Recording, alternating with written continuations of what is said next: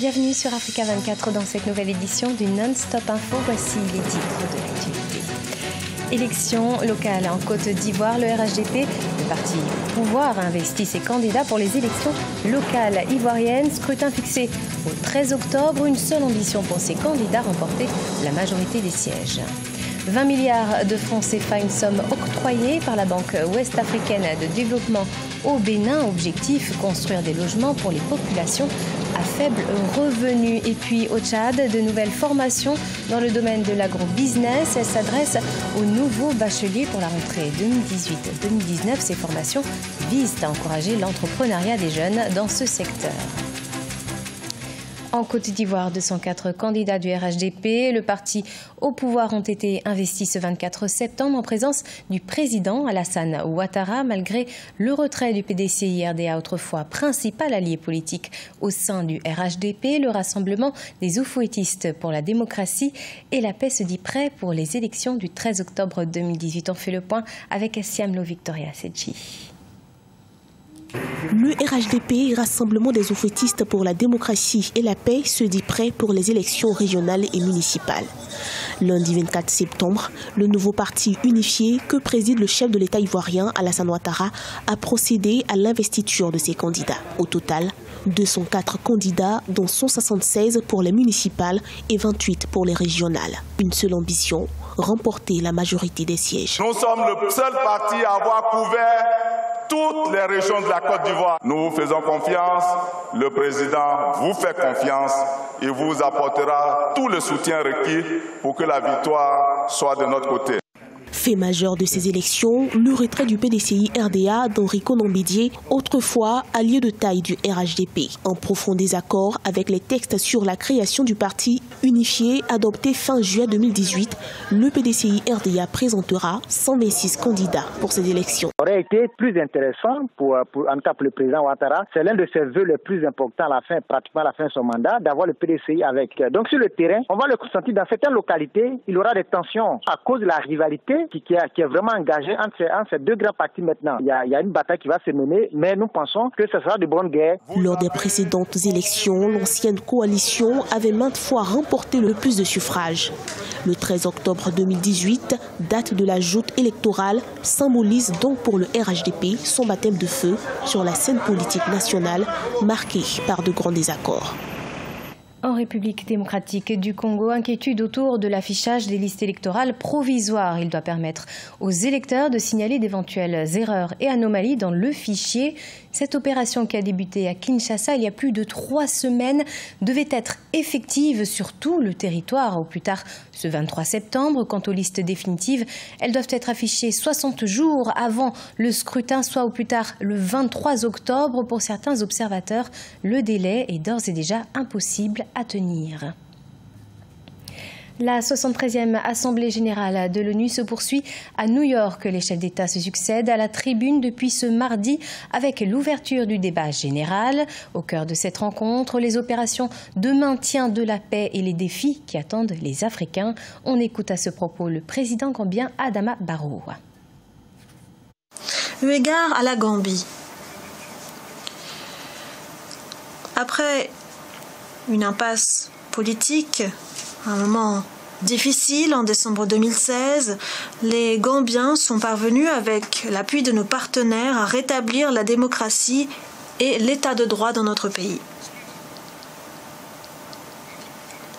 Nous avons mené à bien pleinement notre processus électoral national avec l'organisation d'élections à la fois législatives et locales.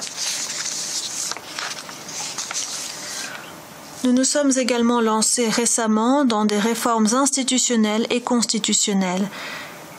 Des réformes que nous avons entreprises avec l'espoir d'engager la Gambie sur une voie telle qu'elle deviendra la chantre distinguée de la démocratie et des droits de la personne dans le monde.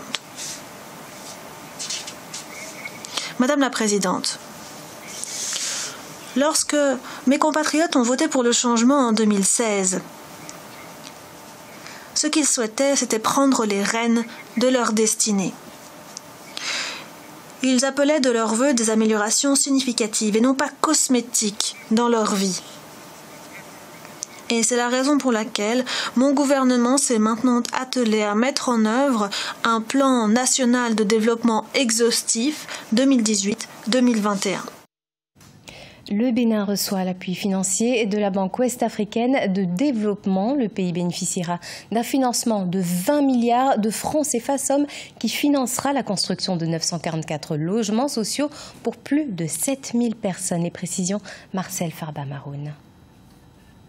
La BOAD, Banque ouest-africaine de développement, a annoncé à l'occasion de la 110e session de son conseil d'administration que le Bénin va bénéficier d'un montant de 20 milliards de francs CFA. L'enveloppe vise à financer un projet de viabilisation et de construction des logements sociaux et économiques à céder en location-vente à Ouedo, dans la commune d'Abomey-Calavi, au sud du pays, et destiné à environ 7300 personnes. Voir une banque comme la Banque ouest-africaine de développement, qui est donc la branche armée financière, bien évidemment, de l'Union économique et monétaire ouest-africaine, aller donc au soutien des différents projets, programmes du gouvernement, il faut déjà dire que c'est une initiative louable.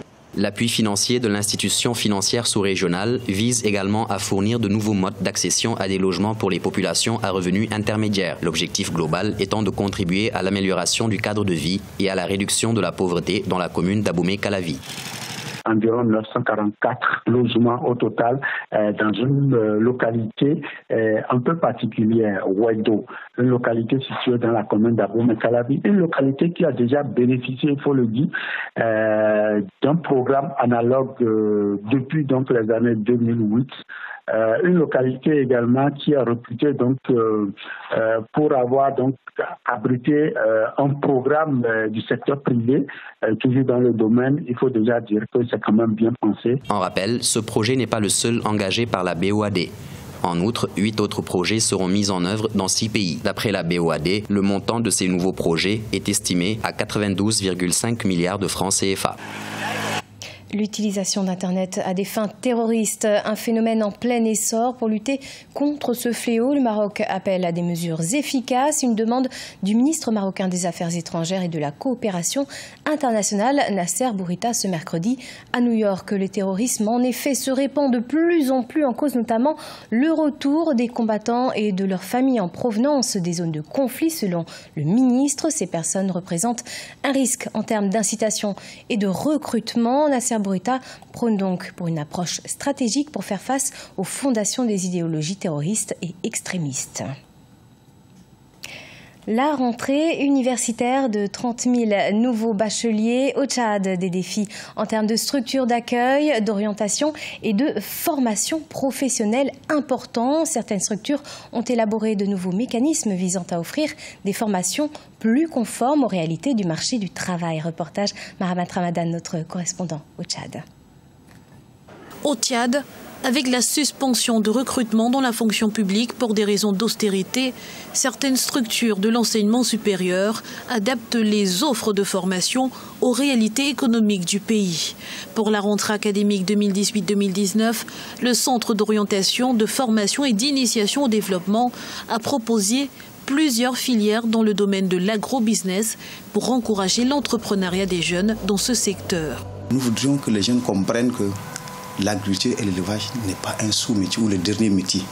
Ce n'est pas un métier de ceux qui n'ont pas été à l'école. Beaucoup de jeunes pensent que l'agriculture et l'élevage, c'est pour des illettrés. On peut bien faire une formation en agro-business sans sortir. Donc nous voudrions donner cette valeur de la terre nourricière, donner cette valeur de cette richesse et potentialité que la terre nous donne, pour que les jeunes y comprennent que c'est aussi une activité qu'on peut tirer profit. Selon certains observateurs, l'entrepreneuriat dans le domaine de l'agro-business permettra non seulement aux jeunes de s'auto-employer, mais aussi d'atténuer l'exode rural à travers le pays.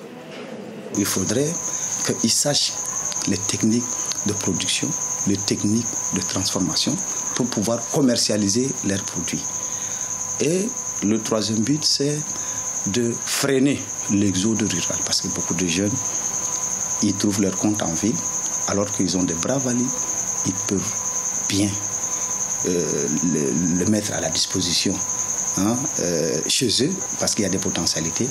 Pour rappel, au Tchad, l'État reste le principal pourvoyeur d'emplois.